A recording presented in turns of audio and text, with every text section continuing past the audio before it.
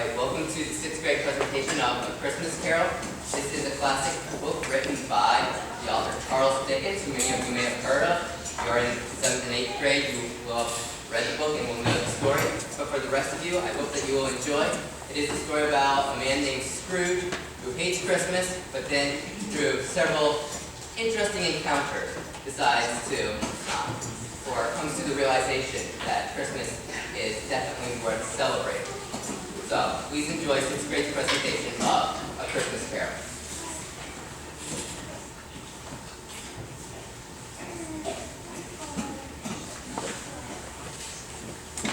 Once upon a time, upon a Christmas Eve, old Scrooge sat busy in his counting house. A Merry Christmas, Uncle. Humbug. Christmas? A humbug? I'm sure you don't mean it. I do. Out upon Merry Christmas. If I had my will, every idiot who goes about with Merry Christmas on his lips should be boiled with his own pudding. He should. Let you keep Christmas in your own way and let me keep it in mine. Keep it? But you don't even keep it. Let me leave it alone there. Much good may it do you. Much good has it ever done you. I've always thought of Christmas time as a pleasant time, like charitable time, forgiving time, and therefore, even though there's never been a scrap of gold or silver in my pocket, I believe it's done me and will do me. And I say, God bless it. Good afternoon. I'll keep my Christmas humor to the very last. For a Merry Christmas, Uncle. Good afternoon. And a Happy New Year. Good afternoon! Nephew left the room without an angry word, but the clerk, in letting Scrooge's nephew out, had let 2 other people in. At this festive season of the year, Mr. Scrooge, we shall make some slight provisions for the poor and destitute, who suffer greatly at this present time. A few of us are endeavoring to raise a fund to buy the poor some meat, drink, and reasonable. I shall put you down. Nothing. You wish to be anonymous? I wish to be left alone. Since you ask me what I wish, gentlemen, that is my answer. I don't make merry myself at Christmas, and I can't afford to make idle people merry. I help to support the prisons and workhouses. They cost enough, and those who are badly off must go there. Many can't go there, and many would rather die. If they would rather die, then they had better do it. The hour of shutting up the counting house arrived. Scrooge took his melancholy dinner in his usual melancholy tavern and went home to bed.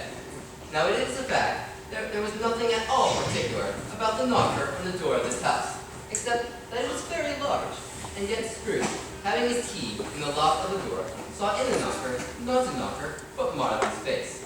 Marley's face with a dismal light about it, like a bad lobster in a dark cellar. As Scrooge looked at this, it was the knocker again. He said, and closed the door. The sound resounded through the house like thunder. Every room above and every cask in the wine merchant's cellars below appeared to have a separate peal of echoes of its own. Scrooge was not a man to be frightened by echoes. He fastened the door and walked across the hall and up the stairs. But Scrooge went, not caring a button for it being very dark. Darkness is cheap, and Scrooge liked it. Quite satisfied, he closed his door and locked himself in. Double locked himself in, which was not his custom. Thus, secured against surprise, he put on his dressing gown and slippers and his nightcap and sat down before a very low fire to take his cool. As he threw his head back in the chair, his glance happened upon a bell, a disused bell that hung in the room. It was with great astonishment and with a strange dread that, as he woke, he saw this bell begin to swing. Soon it rang out loudly, and so did every bell in the house. This was succeeded by a clanking noise deep down below, as if some person were dragging a heavy chain over the cask in the wine merchant's cellar below. Then he heard the noise much louder on the stairs below, then coming up the stairs, then coming straight towards his door. It came on through the heavy door, and a specter passed into the room before his eyes. Upon it coming in, the dying flame leaped up, as though it cried, I know him, Marley's ghost. What do you want with me? Much. Who are you? Ask me who I was. Who were you? In life, I was your partner, Jacob Marley. ghost sat down on the opposite side of the fireplace, as if he were quite used to it. You don't believe in me. I don't. Why do you doubt your senses? Because a little bit you may be a young guy just with a beef of mustard from cheese, a fragment of an underdone potato. There is royal gravy, whatever. Mercy, terrible apparition. Why you spirits you walk here, and why do they come on me? It is in front of every man. The spirit can walk among his fellow men and travel far and wide. And if that spirit goes not forcefully, then it is condemned to do so after. I cannot stay. I cannot linger anything. In life, my spirit never walked beyond our counting house. Mark me. In life, my spirit never rode beyond our money-tended home. And weary journeys lie before me. Scrooge was very much dismayed to hear the specter going on at this rate, and began to quake exceedingly. I'm here tonight to warn you that you have get a chance and hope of escaping my fate. You will be haunted by 3 spirits. Expect the first tomorrow night when the bell tolls 1. Expect the second on the next night at the same hour. And expect the third upon the next night when the last stroke of 12 has ceased to vibrate. Look to see me no more. Scrooge tried to say humbug, but stopped at the first syllable, and being from the emotion he had undergone, or the fatigues of the day, or his glimpse of the invisible world, or the conversation of the ghost, or the lateness of the hour, he went straight to bed, without undressing, and fell asleep on the instant.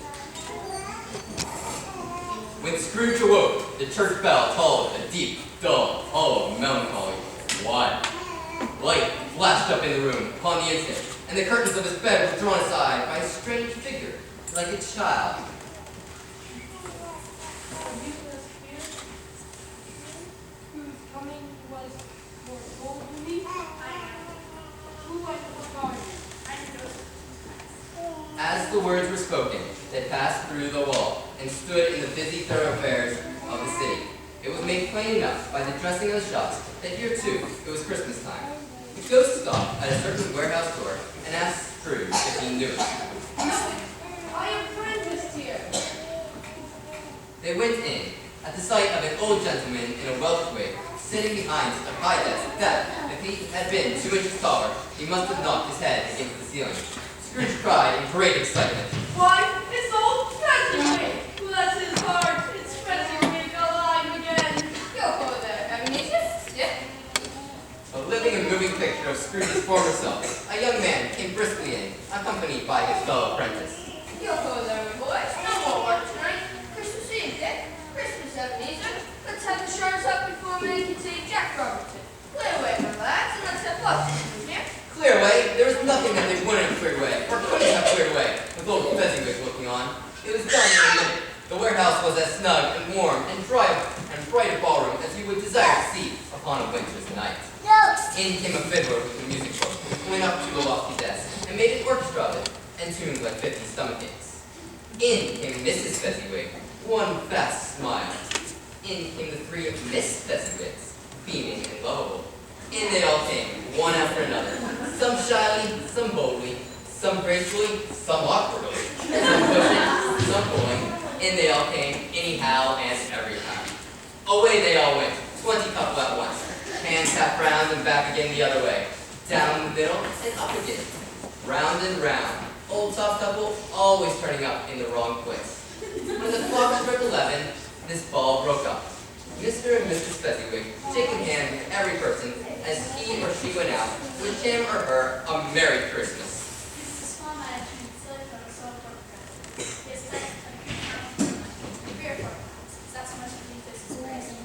Isn't that true? That he has the power to make us happy or unhappy, to make our pleasure or our joy.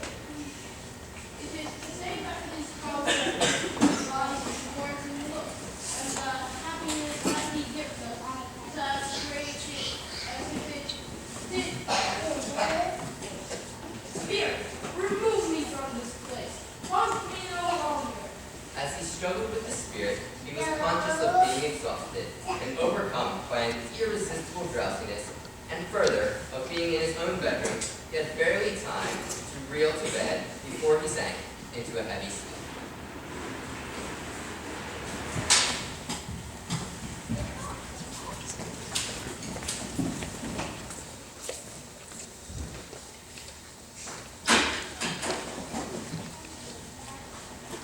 Scrooge awoke in his bedroom. The walls and ceiling were so hung with living green that it looked a perfect grove. Leaves of holly, mistletoe, and ivy reflected back the light. Such a mighty blaze went roaring up the chimney.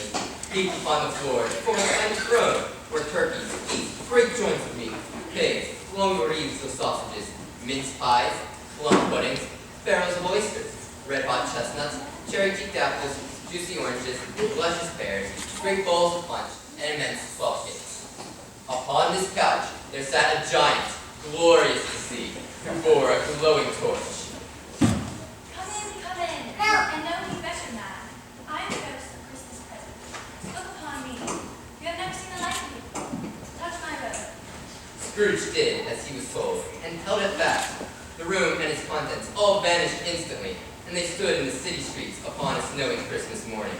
Scrooge and the ghost passed on, invisible, straight to Scrooge's clerks, and on the threshold of the door, the spirit smiled and stopped to bless Bob Cratchit's dwellings with the sprinklings of his torch. Then up rose Mrs. Cratchit. You never got to be precious father then, and your brother Tiny Tim. No, there's father coming. Cried the two young Cratchits, who were everywhere at once. Then came Bob the father, his threadbare clothes darned up and brushed to look seasonable, and Tiny Tim upon his shoulder. Alas for Tiny Tim. He bore a little crutch, and his limbs supported by an iron frame. And how did Tim behave? Good. He said some of the strangest things we ever heard. Like when we were walking home, he said he wished people would church songs. He was a cripple, and they might like him for Christmas.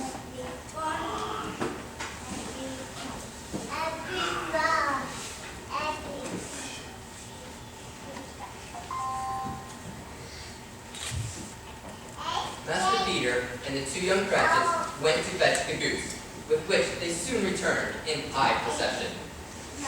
Mrs. Cratchit made the gravy, ready beforehand in a little saucepan, hissing hot. Master Peter mashed the potatoes with incredible vigor. Miss Belinda sweetened up the applesauce, Martha dusted the hot plates, Bob took Tiny Tim beside him in a tiny corner of the table. The two young Cratchits set chairs for everybody, not forgetting themselves, and crammed spoons into their mouths, lest they should shriek for goose before their turn came to be helped. At last the dishes were set, and grace was said. It was succeeded by a breathless pause, as Mrs. Cratchit, looking all along the carving knife, prepared to plunge it into the breast. But when she did, and when the long-expected gush of stuffing issued forth, one murmur of delight rose around all the board, and even Tiny Tim, excited by the two young Cratchits, beat on the table with the handle of the knife, and feebly cried, But now, the plates being changed by Miss Belinda, Mrs. Cratchit left the room alone to take the pudding up and bring it in. Mrs. Cratchit entered, smiling proudly with the pudding, like a speckled cannonball, so hard and firm, blazing in half of a portion of ignited brandy, and bedight with Christmas holly stuck into the top. Oh, water, pudding. At last the dinner was all done, the cloth cleared, and the hearth swept, and the fire made up. Then all the Cratchit family drew round the hearth, while the chestnuts on the fire sputtered and crackled noisily. They were happy, grateful, pleased with one another, and contented with the time. And when they faded, and looked happier yet, in the bright sprinklings of the spirit's torch at parting, Scrooge had his eye upon them, and especially on Tiny Tim, until the last. But the whole scene passed off.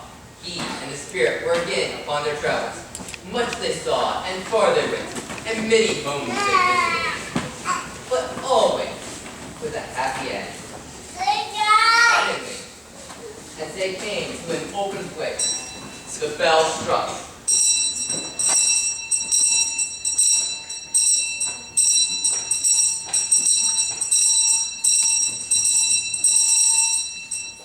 The bell struck 12 times.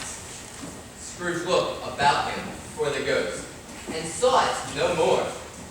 As the last stroke ceased to vibrate, he remembered the prediction of old Jacob Marley. And, lifting up his eyes, he beheld a solemn phantom, draped and hooded, coming like a mist along the ground towards him.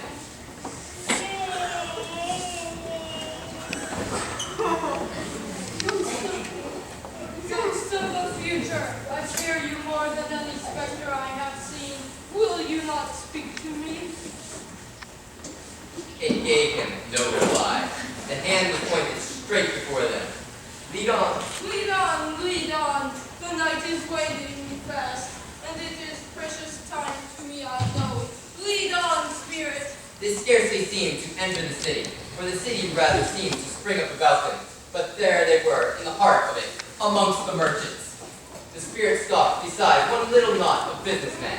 Observing that the hand was pointed to them, Scrooge advanced to listen to their talk. I don't know much about it either. I only know he's dead. When did he die? Last night, I believe. What did he do with all his money then? I haven't heard. Company, perhaps. He hasn't left it to me. That's all I know. The scene had changed, and now he almost touched a bare, uncurtained bed. A pale light, rising in the outer air, fell straight on this bed, and on it, unwashed, unwept, uncared for, was the body of this unknown man.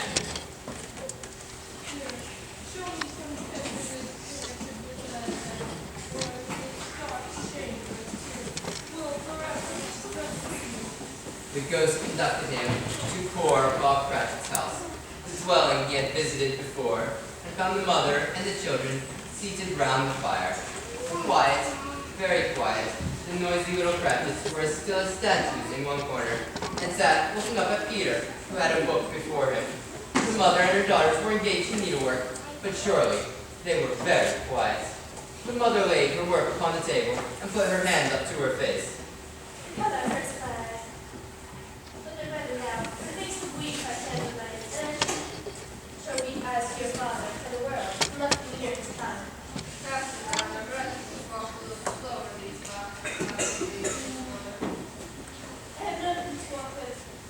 I have learned to walk with tiny Timothy. Very fast. He was correct and easy to carry. His father loves him. No trouble. Ah, there's your father now, George. She hurried out to meet him, and Bob came in. His tea was ready for him, and they all tried who should help him to it most. Then the two young Cratchits got upon his knees and laid, each child, a little cheek against his face, as if they said, "Don't mind your father, don't be grieved." Bob was very cheerful with them, and spoke pleasantly to all the family. He looked at the work upon the table, and praised Mrs. Cratchit and the girl. You went to sleep in, Robert? Yes, I did. I wish you could have seen the place and see how green it was. Oh, my child, my child.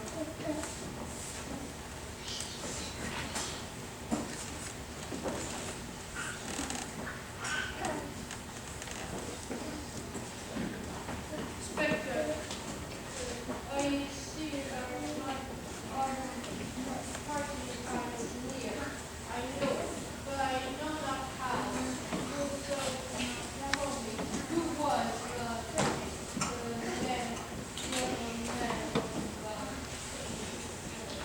The ghost of Christmas yet to come conveyed him to a dismal, wretched, ruinous churchyard.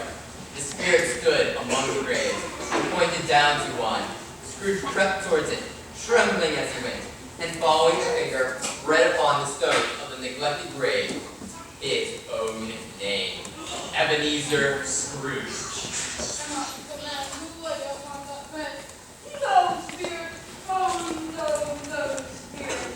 Why show me this? If I have passed all hope, please show me that I may have another chance in life. I will honor Christmas in my heart.